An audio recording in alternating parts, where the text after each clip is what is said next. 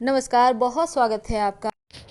मिथुन राशि वाले बहुत ही नरम दिल, जिज्ञासु स्वभाव और जल्दी सीखने की क्षमता लिए होते हैं। कमजोरी होता है अनिश्चित स्वभाव का होना।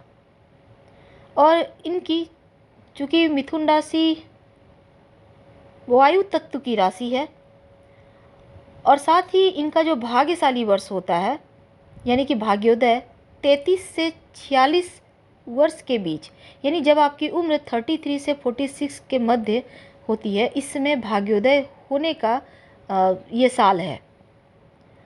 तो वैसे ये बहुत ही हाजिर जवाब होते हैं, फुर्तीले होते हैं और चूंकि जुड़वा का प्रतीक चिन्ह है तो आकर्षक भी होते हैं, दोस्ताना भी होता है स्वभाव, चतुराई होती है। ये अच्छा सब कुछ बातें करने वाले और अच्छा सुनने वाले होते हैं। हमेशा खुद को नई जानकारियों से अपडेट रखते हैं, रिश्तों की बहुत अहमियत देते हैं। नए नए दोस्तों से मिलना, मित्रों का दायरा बढ़ाना, ये सभी चीज़ें अच्छी लगती है। हालांकि थोड़े मूडी स्वभाव के भी होते हैं, हालांकि जीवन शक्ति से भरपूर होते हैं। तो चलिए आज हम मिथुन राशि वालों, क्या आपको भी लगता है जिंदगी में बहुत सारे गम हैं और खुशियां नदारद? कभी कभी तो आप ये भी सोचते होंगे कि जब से ढैया शुरू हुई है तब से लाइफ और भी ज़्यादा परेशानी दे रही है। मन में तो आता ही होगा तमाम तरह के विचार, लेकिन आज उन विचारों पर थोड़ा सा हम विराम लगाएंगे। कैसे?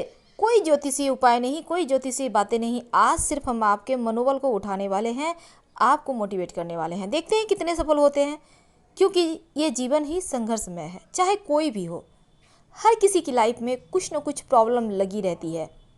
बहुत सारे लोग ऐसे हैं, बहुत पैसे वाले हैं, लेकिन बीमारियां भी भर भर कर है।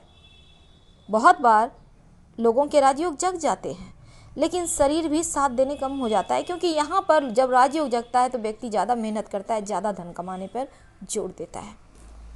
वैसे आज हम इन बातों पे नहीं उलझेंगे, क्योंकि हमें और आपको दोनों को ही पता है कर्मों का फल ही हम भोगते हैं।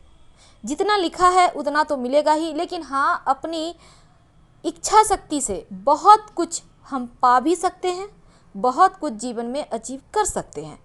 मजबूत इच्छा शक्ति का होना भी अति आवश्यक है, इन बातों में भी नहीं पड़ेंगे। लेकिन आप सभी मिथुन वालों की एक ही डिमांड है।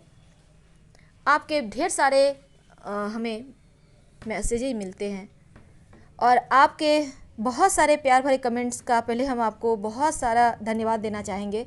अच्छा लगता है, क्योंकि उतने सारे कमेंट्स का जवाब देना आसान नहीं है, लेकिन फिर भी कोशिश करते हैं कुछ लोगों को कम से कम उनकी पढ़े तो पढ़ते हैं, लगभग सभी पढ़ ही लेते हैं, लेकिन फिर भी चलो आज हम सिर्फ आपके दिल को छूने की कोशिश करते हैं और आपके मनोबल को बढ़ाते हैं।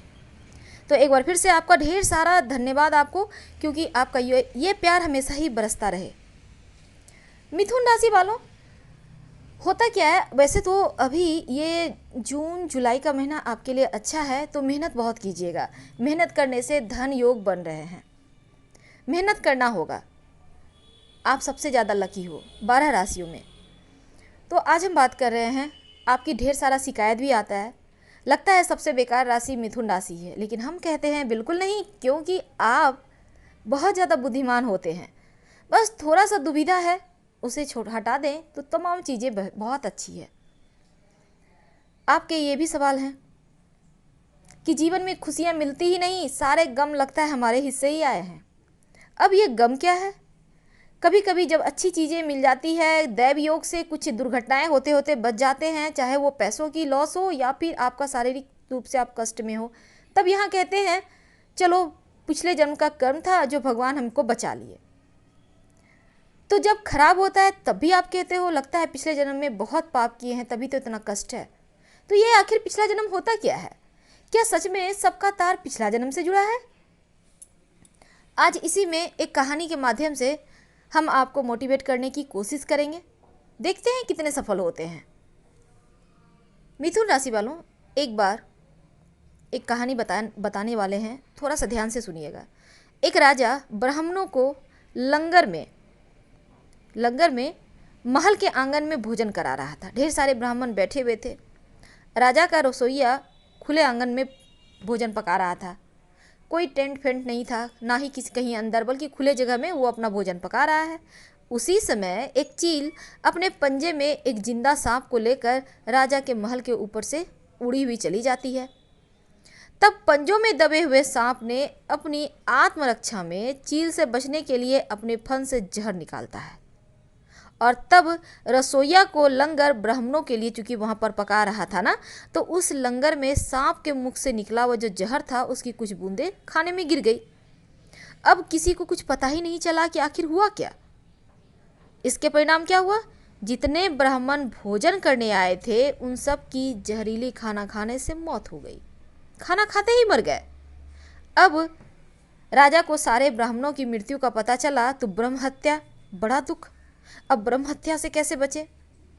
ऐसे में ऊपर यमराज जी बैठे हुए, अब यहाँ फैसला लेने में उन्हें मुश्किलें आ रही थी कि आखिर ये जो पाप कर्म हुआ है, अब इसके फल किसके खाते में जाए, आखिर कौन भोगेगा ये पाप? क्योंकि यहाँ पर राजा तो दोषी नहीं, क्योंकि राजा जिसको पता ही नहीं था कि खाना जहरीला हो गया है, और रसोइया जिसको पता ही नहीं था कि खाना बनाते समय जहरीला हो गया, इसमें जहर गिर गया है, और वह चील जो जहरीला सांप लिए राजा के महल के ऊपर से गुजर रही थी, उसे तो पता ही नहीं था कि सांप मुंह से जहर निकालकर गिरा चुका है, और वह सांप जिसने कि अपनी रक्षा के लिए जहर उगला था। अब बहुत दिनों तक यमराज के फाइल में ये मामला अटका रहा, पेंडिंग रहा। अब यमराज भी परेशान, करे तो क्या करें। कुछ समय के बाद कुछ ब्राह्मण राजा से मिलने उनके राज्य में आए, और उन्होंने किसी महिला से महल का रास्ता पूछा। उस महिला ने महल का रास्ता तो बता दिया, पर रास्ता बताने के साथ साथ ब्राह्मणों को ये भी कह दिया कि देखो भाई, जरा ध्यान रखना, वह राजा आप जैसे ब्राह्मणों को खाने में जहर देकर मार देता है। अब यहाँ पर बात जैसे ही उस महिला ने ये कहे ब्राह्मणों को, उसी समय यमराज ने फैसला कर लिया कि उस मृत ब्राह्मणों की मृत्यु के पाप का फल इस महिला के खाते में जाएगा, और उसे इस पाप का फल भुगतना होगा। अब यमराज के दूतों को बड़ा आश्चर्य, आखिर प्रभु ऐसा क्यों? अब तमाम बातें तो आई गई, आप परेशान हो और महिला के मत्थे जोड़ दिए ये तमाम पाप, जबकि उन मृत ब्राह्मणों की हत्या में उस महिला का कोई भी रोल नहीं है, कोई भूमिका ही नहीं है। तब यमराज कहते हैं कि देखो भाई, जब कोई व्यक्ति पाप करता है तब उसे बड़ा आनंद मिलता है, पर उन मृत ब्राह्मणों की हत्या से ना तो राजा को आनंद मिला, ना ही उस रसोइया को आनंद मिला, ना ही उस सांप को आनंद मिला, और ना ही उस चील को आनंद मिला, पर उस पाप कर्म की घटना का बुराई करने के भाव से बखान कर उस महिला को जरूर आनंद मिला। इसलिए राजा ने उस अनजाने पाप कर्म का फल अब इस महिला के खाते में जाएगा, राजा जो अनजाने में किया है पाप कर्म।